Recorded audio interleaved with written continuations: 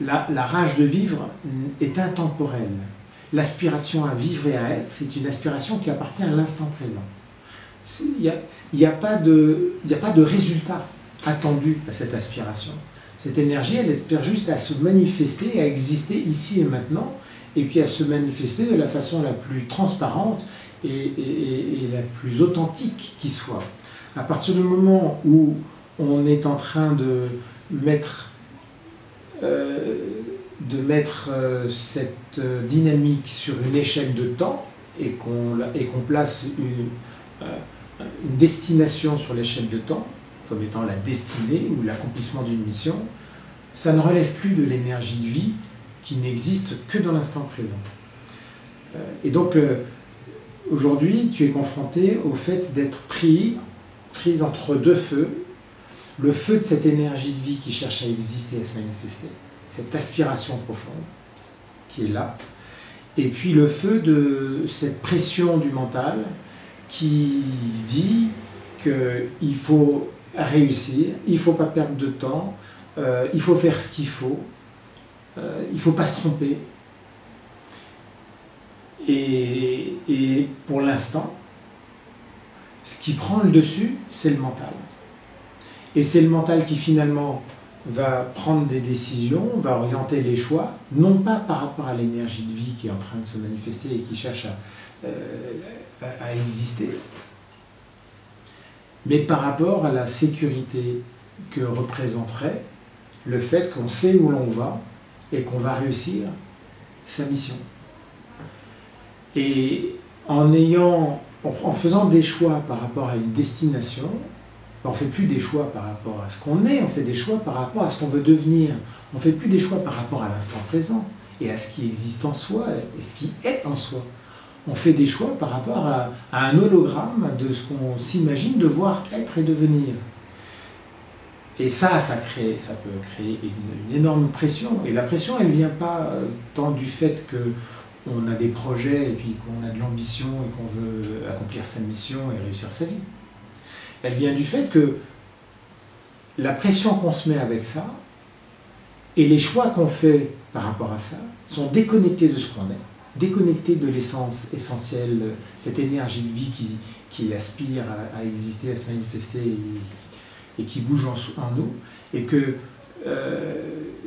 les décisions qu'on prend, les orientations qu'on prend, ne tiennent pas compte de ça, ne sont pas alignées avec cette énergie de vie. Et donc ça crée de la distance, ça crée de la pression, ça crée de la tension. Donc cette énergie intérieure cherche à se manifester encore plus, augmente la pression, ce qui augmente la pression au niveau du mental, qui si c'est repris sur le mode de je veux sécuriser, je veux être sûr d'y arriver, ben, va augmenter une pression aussi au niveau du mental, sur je dois réussir ma vie, je dois faire ma mission. Et puis quand on voit qu'on prend des directions qui n'aboutissent pas, on se dit mais ben, c'est pas ça, mais alors c'est quoi ma mission? Et ça crée une confusion énorme. Et là, ça peut être un cercle vicieux, très difficile à vivre, jusqu'à ce qu'il y ait quelque chose qui lâche. Soit c'est l'énergie de vie qui dit bon bah on laisse tomber, ça c'est pas possible. Ou alors on anesthésie, on fait taire cette voix intérieure, ou alors c'est le mental qui lâche. Alors il y a une question à se poser dans ces situations-là. C'est que pour quelle raison mon mental a autant besoin de sécuriser, a autant besoin de s'assurer que la destination est bonne, a autant besoin de veiller à ce que j'accomplisse ma mission, mon destin. Et en fait, ça c'est une question qui va pouvoir mettre en lumière les raisons pour lesquelles le mental ne lâche pas. Il y a quelque chose de sous-jacent à ça.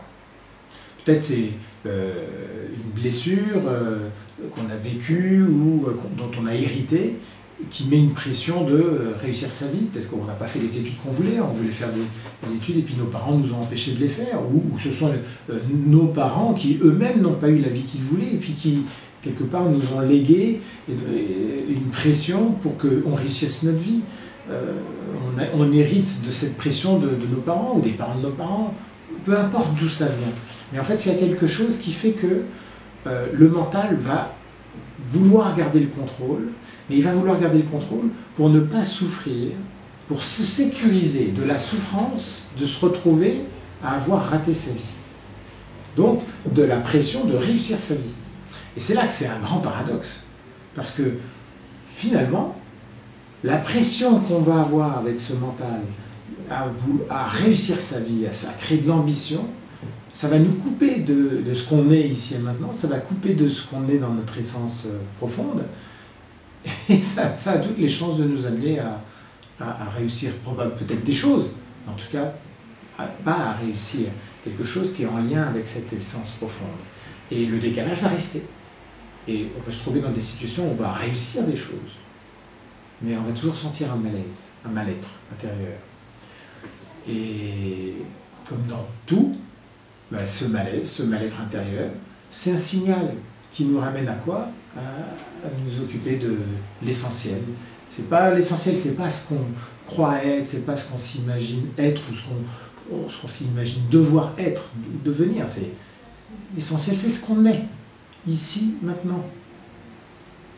Et l'essentiel, c'est pouvoir le manifester le plus librement, le plus authentiquement possible.